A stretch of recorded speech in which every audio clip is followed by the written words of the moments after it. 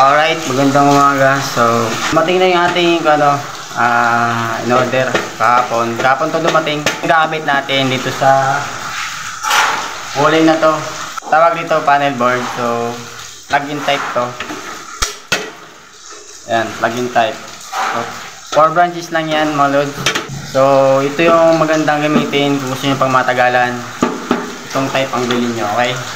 Okay Lods, so mukhang kailangan nating itabi itong mga tubo na to. Ang sa ganun, masukat natin ng tama yung ating panel board. Malaman na rin natin yung PVC pipe natin. Kung umayon nga ba dun sa butas ng ating panel board.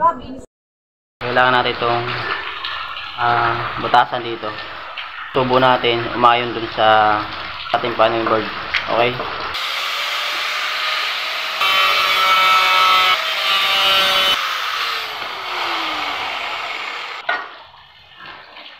So guys, takpan na natin itong ating panel board. Natin na